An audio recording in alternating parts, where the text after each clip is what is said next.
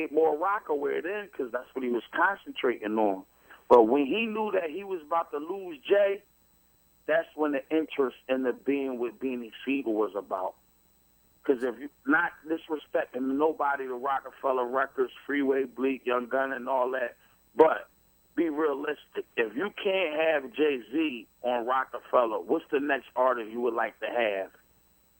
I mean, at that time, Beanie Sigel, no question. So that's why the brand was being built around Beanie Sigel with the state property thing. So all that, the rumors was been going around before y'all heard it. We was hearing it too. So all that Dame Dash coming to when Dame was coming to your court cases? You got to understand, coming to the court case and all that, it could have been some love, but all that wasn't on that love tip like that, because you got to understand, I paid my lawyers. Nobody paid my lawyers in the hundreds of thousands and all $500,000 that I had to pay in lawyer fees with 3 lawyers. Nobody paid my lawsuits but me. Yeah, I didn't get no money from that. I didn't get no money from them. I think I borrowed the $100,000 I had to borrow to pay off this last lawyer that I had, but I was giving the money right back because in the 2 months, state property owed me $270,000 for a royalty check from the clothing line that was coming in. So I only borrowed the money for a month, for like 2 months, so I got that check. And when them 2 months came within a week, I had a letter asking for that $100 that I got borrowed. Wow. From Rockefeller Records. This is all documented things. Like, it's been something in my chest since I sat in front of the courtroom when Jay-Z came to court, and I had a bail hearing, and this was in the Philadelphia Daily News the next day. They asked him at the stand, if we release Beanie Sigel today to continue to go on tour, you know what I mean, and the man of the statue as you are you willing to be responsible for his whereabouts? He said no. No, man. So if he was, you know what I mean, my man, yeah, I'm being responsible. Get my man out that jail. They cuffed me and took me back to my cell. This is public record. What year was this? When I first this was when I was going to trial for that. I don't know. It was around 2002, 2003. It's in the archive. Beanie Sigel bail hearings denied. The Philadelphia Inquirer. You know, niggas in the jail calling down my cell. What's up with your man? So what exactly happened at Powerhouse, man? I heard Jay didn't want you to perform if you were in the building. I mean, cause the year before, and this is public record, last year's Powerhouse, I didn't even go to Powerhouse because I knew that it wasn't going to be a Powerhouse with Jay-Z. Jay-Z Ben had it in his mind that it was over with all what he's gone. He's already home. You know what I'm saying? He on to the next one. And it ain't nothing wrong with that. But I'm saying when you got people on your team that helped you, you know what I mean? Ain't nobody write his rhymes or none of that. You know what I mean? He wrote his own rhymes. But a lot of influence came from state property. You know what I mean? The people who had around him. He did what he did. But at the same time, when you preach, we a family, and you say stuff like, if my life a movie, C gonna be the sequel, and we have little talks and I got you. You my man no matter what. No matter what my trials and tribulations that I was going through in my life on my personal side, going to getting locked up, doing a year or whatever, you got my man, you supposed to back my play no matter what. I backed all his plays without him even asking me. Even front line and like Jadakiss wasn't no walk or no park. Nas ain't no walk or park. These dudes that could have ended my career. I mean, I went at dudes on the strength.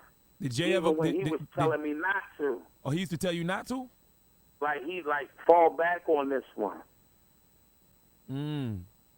I heard that I heard that at this year's Powerhouse, he brought the police in to run you out of the building. Yeah, because what happened was after I got off the stage with Jadakiss said they was acting funny in the back. When I first performed the first record, it was the record, the joint Beanie Mac, bitch. It was the first record. My mic was so low that me and Jadakiss switched mics after I performed that to do Feel It in the Air. But someone come on stage and told Jadakiss that it had to be my last song. They was cut this time. This time was supposed to have been 45 minutes. He was supposed to perform before Carrie Hilson. They made Jadakiss perform, then Carrie Hilson, then Jay. when they was ready to cut his time and all that, because I was on stage after I did, you know what I mean, did the record Feel It in the Air, they cut his mic off because they thought his mic was the mic I had. So I knew somebody was on some, you know what I mean? So at that moment, I just was in the moment.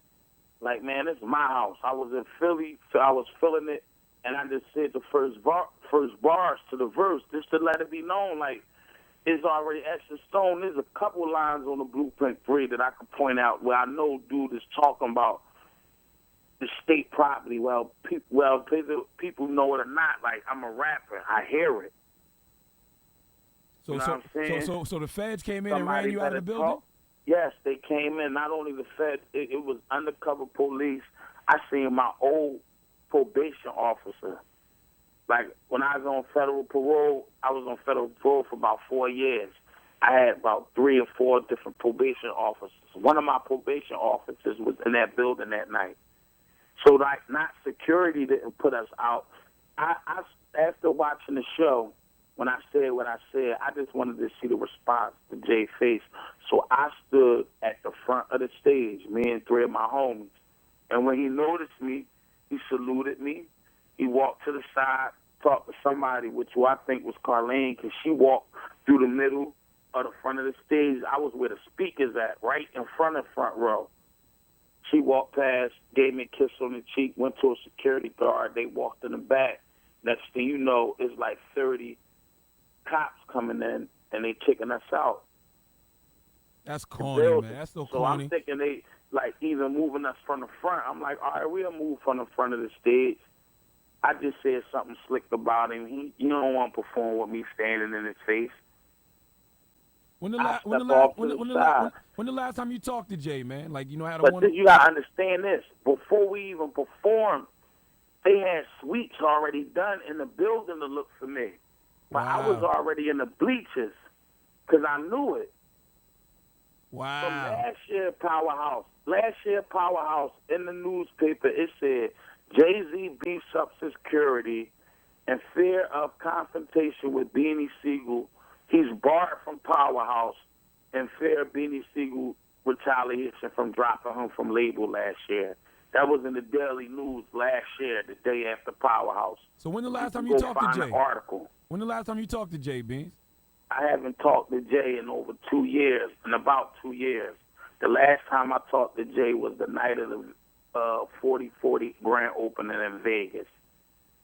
And this is the things I'm saying. He's doing interviews, and when they ask him what's his relationship with state property, he says he talked to Chris often, Freeway as well. I be with Freeway. We go to the Match Dig together. I'm with him a lot of times. I don't see the conversation with Jay's. Maybe Chris, yeah. But then he said, and I recently had a conversation with Beans when his grandmother died. This is an interview that he did. My grandmother died when I was in jail on a violation that I had to go back. When I just had to go back for that violation for about like a year ago or whatever. And we didn't have a conversation. You sent me a card, and you wrote a couple lines in the card, and I sent you a 2-page letter that I never got a response from. So where was that conversation? So what's the relationship with you and Dame, man? I mean, you gotta look at it the same thing. I did movies with Dame that I was supposed to be getting paid certain amount of monies that I never received. I had a sneaker deal with Pro Cats that Dame went and bought the license out of behind my back that I didn't know out for years and didn't receive no money, the money that I was supposed to see. So basically nobody was. Yeah, he got me too. So basically nobody was making no money on Rockefeller except for Dame and Jay. I mean, yes. Ask any other artist, they wasn't making no money. Even going on tours, all them tours we went on, Liquid Sprite and all of them. I could see the Hard Knock Life tour for me. That was my first tour. Not really.